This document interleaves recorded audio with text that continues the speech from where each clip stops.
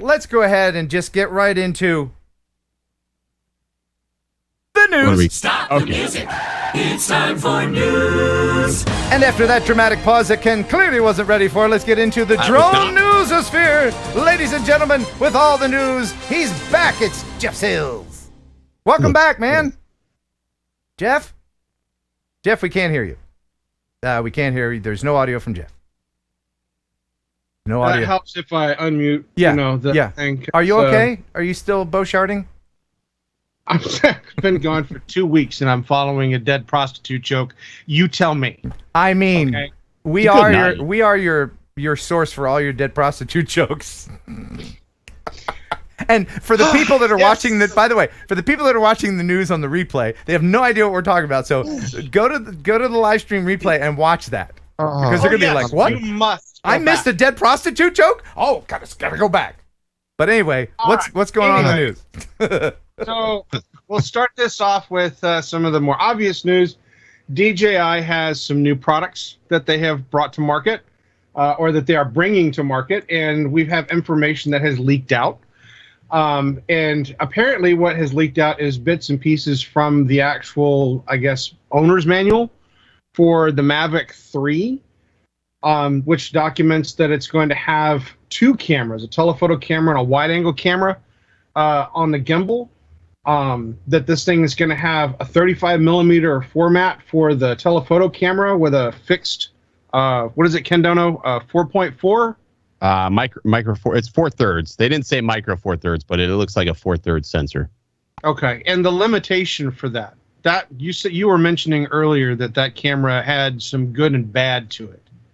Well, so looking at the owner's manual, it looks that the limitation will be for the telephoto lens because the aperture looks to be a fixed 4.4, at least from what I can see from the owner's manual. I don't see anything about it being adjustable. That would be the limitation in low light. So if you're hoping for telephoto in low light situations, you wouldn't get it. You would have to go back to the wide angle lens, which is going to be the main shooter, which is the micro 4/3, which is a behemoth.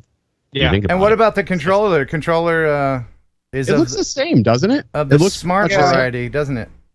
It has the OcuSync TM image transmission information in it, and it looks to be the same, I guess, Mavic controller that we've seen before, 5.5-inch screen, etc. So the question is, should people that own the Air 2S or the Mavic 2, do they need to upgrade? I would say no, probably not. Well, I mean, if you have an interest in a particular drone that essentially combines the Mavic zoom with the Mavic Hasselblad, you're going to get a really big camera and a really small camera all in the same package. That could be valuable to certain people. I would imagine, Ken, in real estate, being able to shoot real estate footage, having the 2 cameras would give you more flexibility in how you wanted to shoot certain things. So there is a market for this drone. Oh, absolutely. Yeah. And plus too, if you think about how long the Mavic 2 Pro's been out, I mean, it's the perfect time for them to do this, right? People are getting old with that. People have been wanting a more professional grade drone, and this is their opportunity. And I never think it's like whether somebody needs to, it's whether they really want it. Because a drone, unless you do this for a living, it's more or less a want, not a need. Mm-hmm. But people are going to buy the hell out of it. But it's kind of like phones now.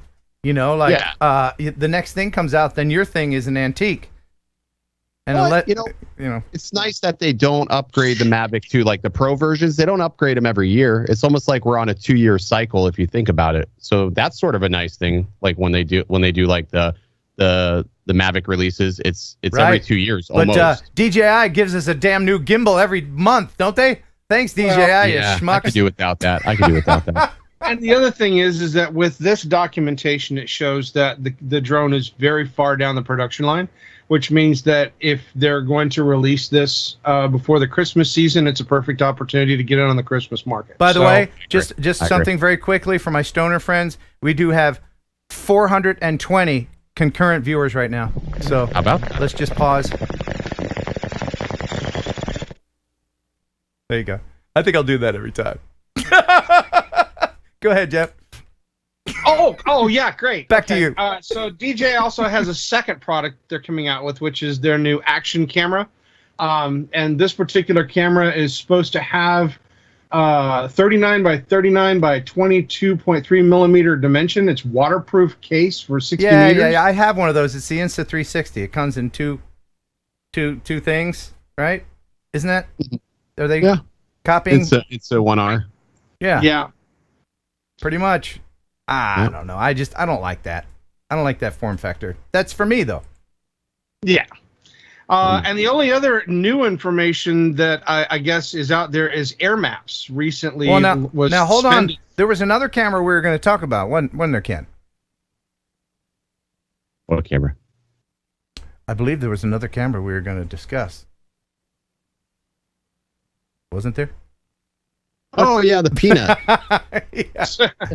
This is for FPV people. I'm really bad at this. Have you not watched Drone Bruce? So that's the Caddx Peanut, which is basically a rehashed Instago 2. So this is designed specifically for FPV pilots in mind. It was released today. It's available for pre-order.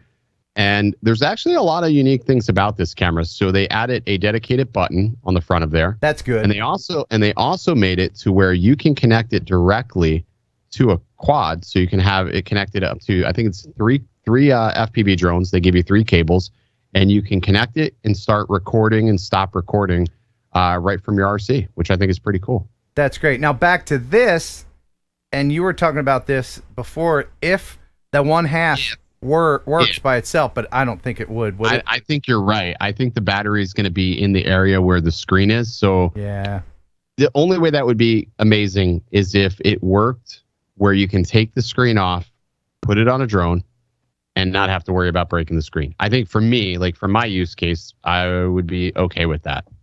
I would be happy about that. Yeah. But I don't think that's going to be the case. They don't do what we want. No, they don't. They don't do what we want. All right, Jeff. That makes too much sense. Yeah. That would be too practical. Right. We don't need that.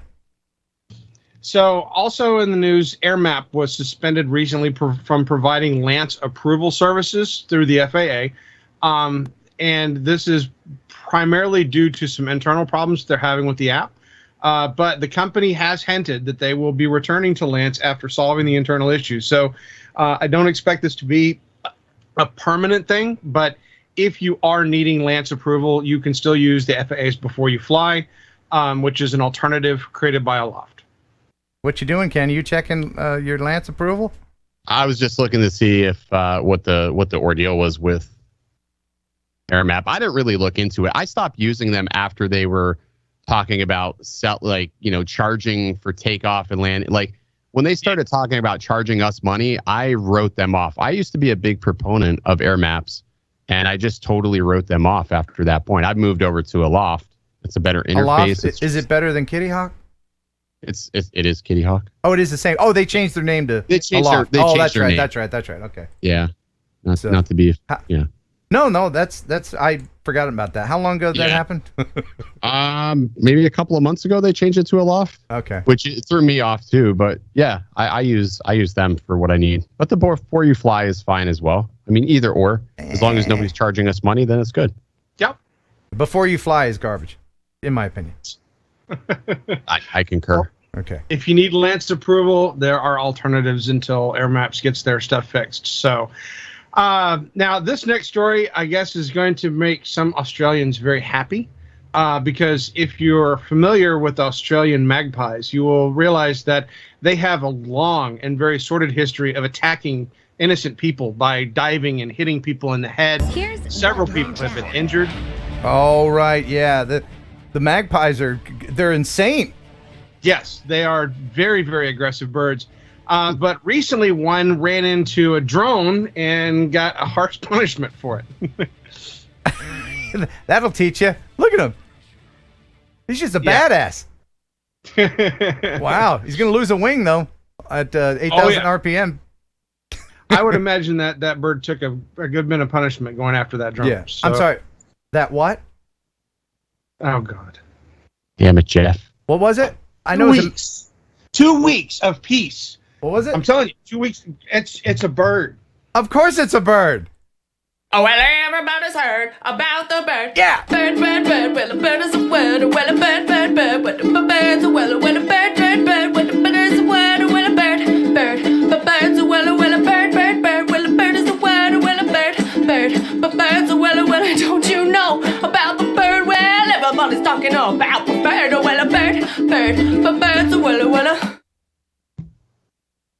Jeff, Good job, buddy? Jeff. Jeff? Good job, Jeff. Jeff? Yeah. I like I said, it's been 2 weeks, and I just walked right into that one. So We missed Dottie. all right. So next in the news. Oh, wait a minute. Black Hold on. Swift Hold on. Hold everything. There's more bird news.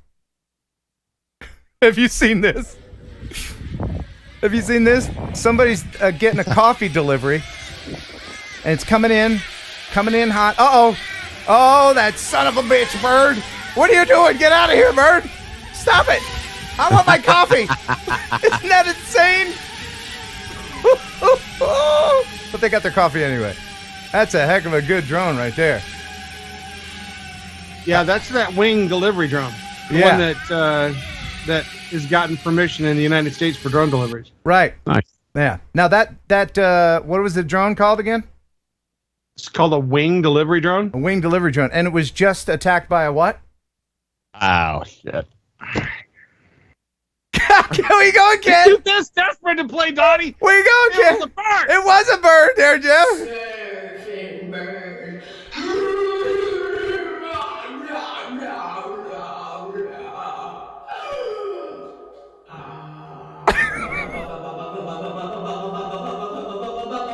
Meow meow, papa, meow meow meow, meow meow, papa, meow meow meow, meow meow, papa, meow meow meow, meow meow, papa, meow meow meow, meow meow, papa, meow meow, meow meow. Jeff? You all right, buddy? What the Jeff? hell did I sign up for? Ken Dono, I think I'm going to take you up on that offer of making sure that I start stocking beer for this show. Huh? Yep. It's a good idea. Thank you very much. I appreciate that feedback earlier. And bye, No Gary. So I saw next- Gary's like, thumbs down, not again, I'm out. We don't Next- need you then, Gary. Bye. You know what? Next in the news. Wait. No. This is just for Gary. You know Do it. about the bird? Well, everybody knows that the bird is a wella Yeah. wella bird. The bird's a wella wella bird, bird, bird. The bird's a wella wella bird, bird, bird. The bird's a wella wella bird, bird, bird. But it's a wella wella bird, bird, bird. The bird's a wella wella bird, bird. Jeff? Gary? Is he gone? Is it just Gary us? has left the chat. Oh, good. It's just us cool people now. All right, back in the news. This is so much fun. I know you wanted to do one more for spite, didn't you, Ken? Oh, God. When Oh, I yeah. saw that, I was like, please, can we, Ken? Yes, we can, Ken. You got it, buddy. What's up, Jeff? It's good. I feel alive. Back to the news. Yes. All right. So Black Swift Technology is a company that is using a drone for volcano observation. They're flying what they call a Swift S2 fixed wing beyond visual sight drone to approach and film footage from the Magpie volcano. This is sort of a landmark for U.S. operations. Black Swift Technologies has been working on this project with the USGS, NASA, and the Alaskan DOT for volcano observations. And this is some of the first beyond visual line of sight operations that are available without visual observers or land-based radar. Wow, that's amazing. It sure is going far. Yeah, this drone is going to be doing some exceptionally long flights to go out to this particular volcano. Oh my gosh. Okay. And where is this again? This is going to be out of Alaska, and the Magpie volcano is the target, I believe, that they're going to be filming. And they're going to sacrifice the drone to the volcano gods? Is that what they're doing? No, Okay. they're using it as part of the monitoring of this particular volcano. Whose that activity level for that volcano has been, I guess, building, and so they need something to be able to safely watch it at distance. Yeah, So- I would say I would watch any volcano from a distance. Yeah. Yeah, that's smart. All right. So next in the news, Kratos is, I guess, a combat drone. their Airwolf combat drone has recently launched their version of a switchblade loitering munition in flight. Oh. So this is essentially a flying bomb. Will then, fly over a specific area, and as soon as a target is identified, then it will attack that particular target.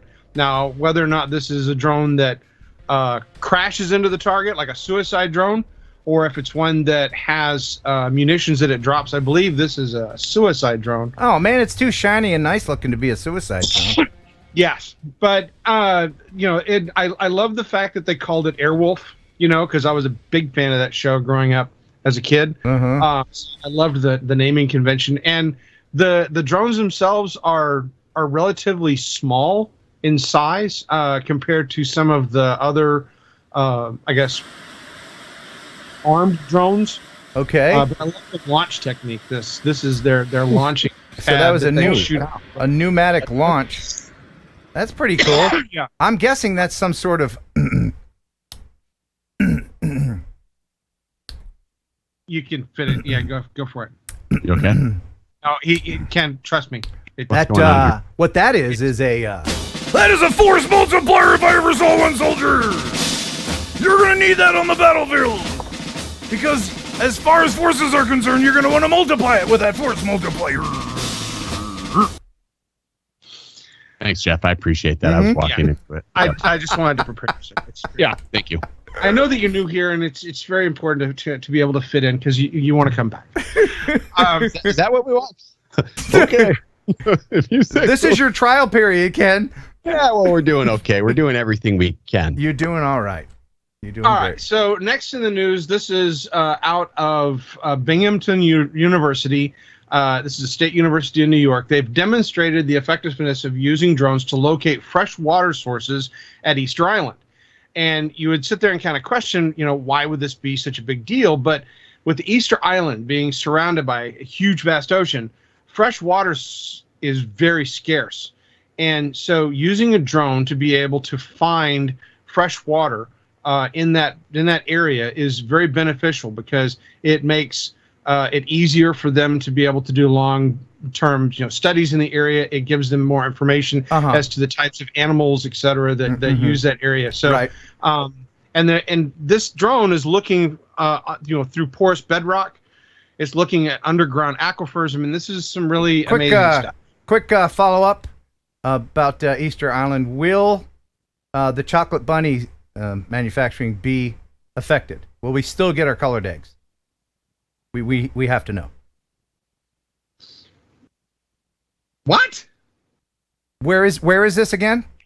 It's Easter Island. So our chocolate eggs, our fake grass, our baskets, is all those things going to be still available? What?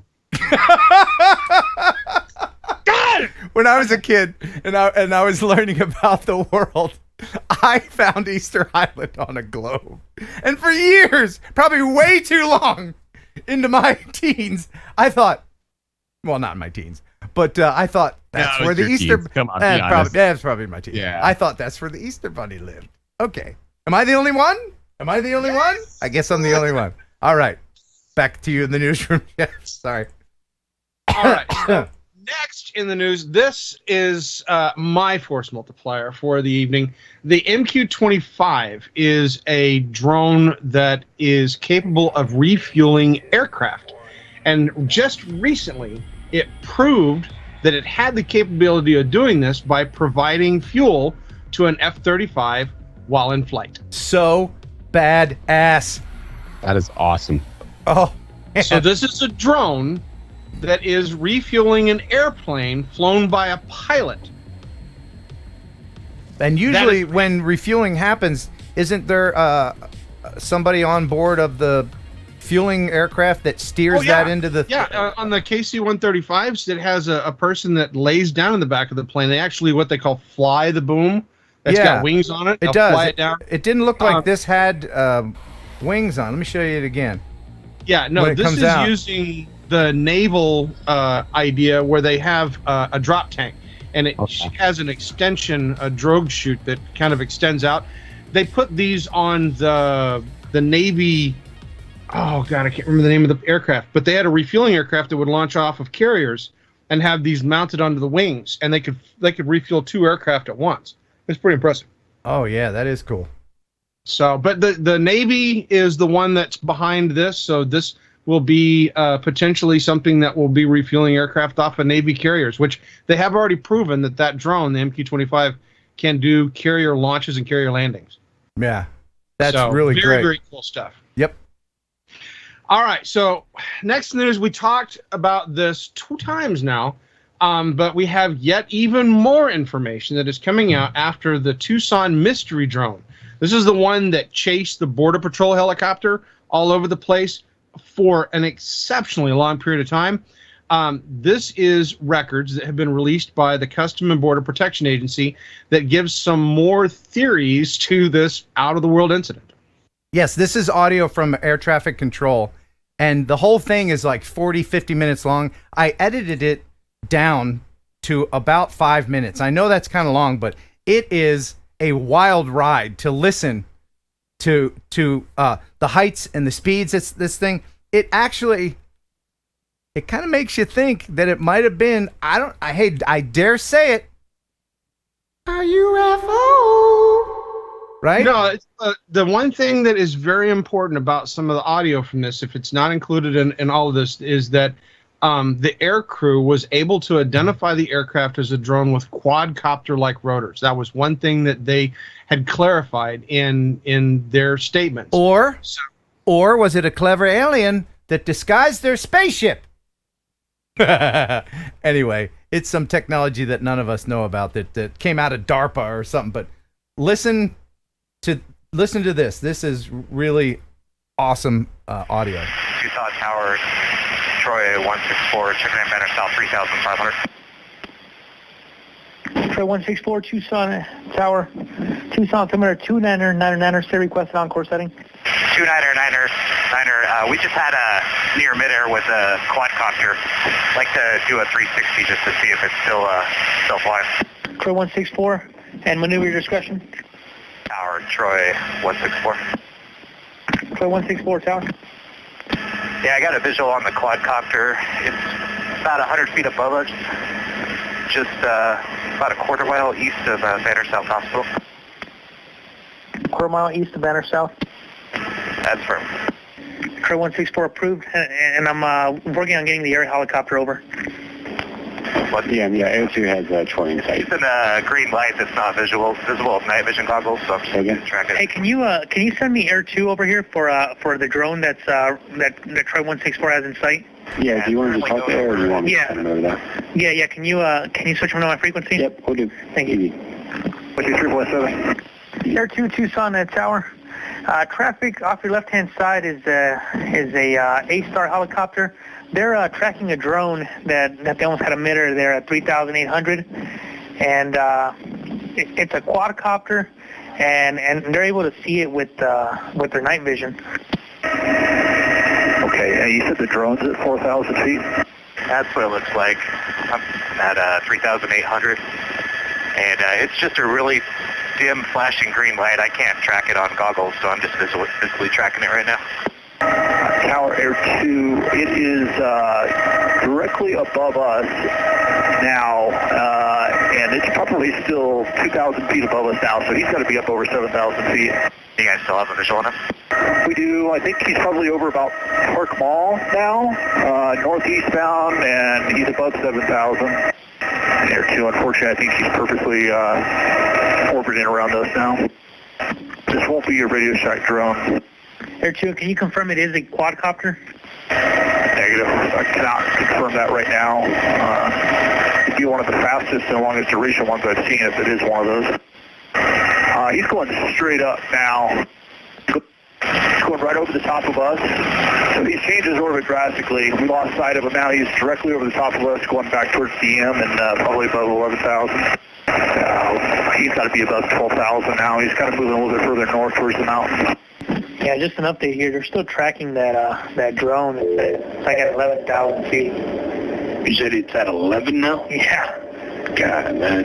And they can't tell like what it is, if it's a quadcopter or what. And Yeah, they assume it's a drone, but they're following it. All right, so which one is following it, Air or Troy? It's about 1,000 feet above the air, and Troy 164 is maneuvering to try to take more pictures with its camera. I see the Troy. He's back behind us again. We're 10-8. He's maybe 500,000 above us and just behind us towards the mountain.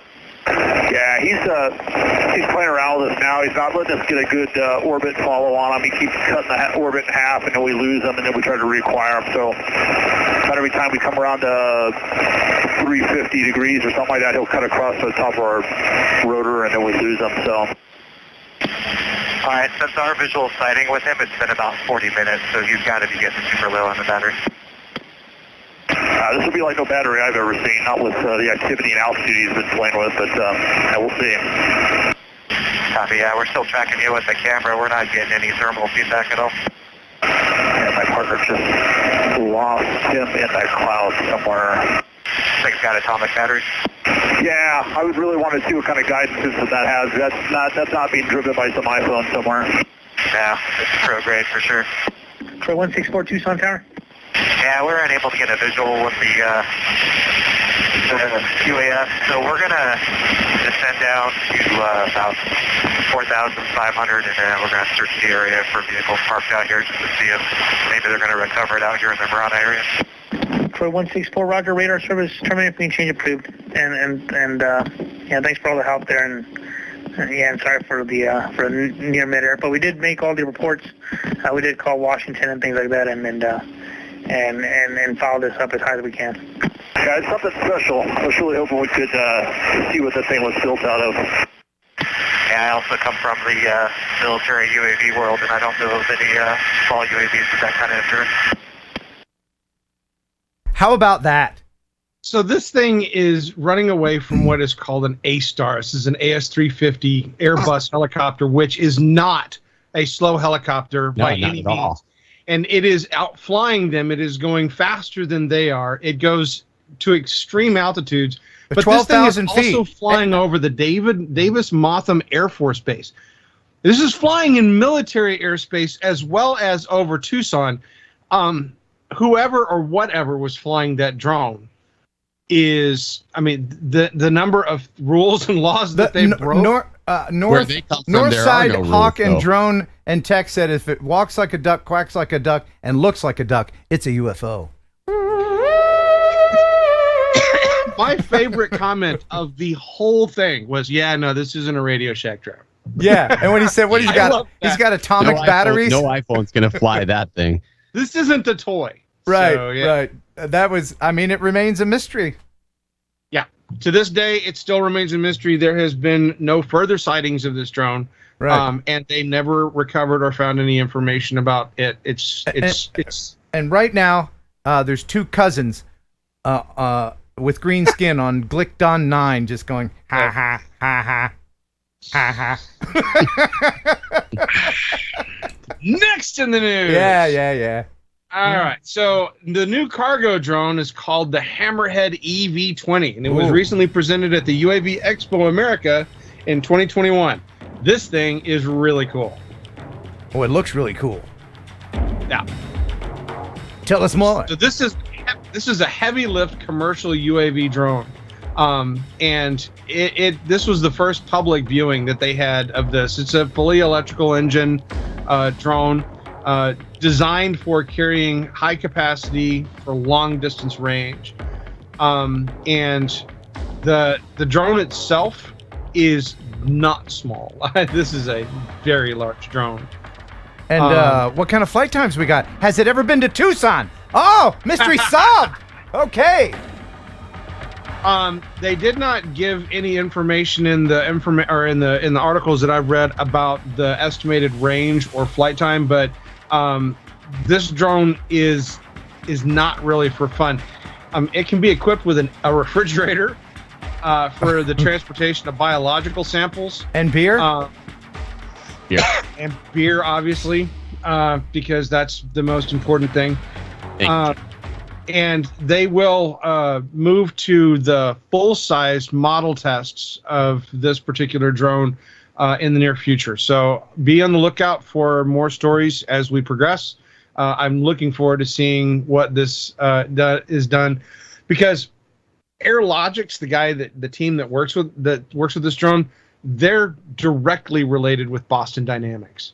So so they're going to make the drones dance really at some excited. point. Yeah, those are the guys that do some amazing robotics. Are they going to make the drones do parkour? Oh, I'd love to see if it could. Yeah. All right. So next in the news, this one has to be a bonehead of the week. I think I'm really tempted to have this as a bonehead of the week. Bonehead of the week. All right, hit me. What you got? So a drone that was being used to deliver contraband in rural Virginia recently decided that it was going to drop its package off at the wrong location. And a wrong location by all means. It dropped off its package at a private school. Oh, and the package, the contraband was a bunch of teddy bears. No, the contraband was marijuana, tobacco, and cell phones. Oh. And it was dropped on the school grounds at about 5:40 a.m. on a Monday. So that's going to make the week fly by, isn't it? Boy, that week is going to just go right by. I know that's not the best time to be dropping off drugs at your local high school. Yeah, you know, that's I mean, probably not, whatever they were doing wrong, compound it by dropping it on a school. Holy hell! Well, the sheriff's office has since concluded that the package was actually intended for the Lawrenceville County Correctional Facility, which is about a 1-minute drive down the road from the school. The fact that they have a school and a prison close by doesn't seem now, is this going to be anyway. like Amazon when they deliver the package to the wrong place? They would give you a refund, because I know the prisoners are probably getting those updates. You know, your package will be delivered tomorrow, and then it just doesn't show up. You know, what happened to my package? I track it. I need my marijuana. What was it? Cell phones and what else?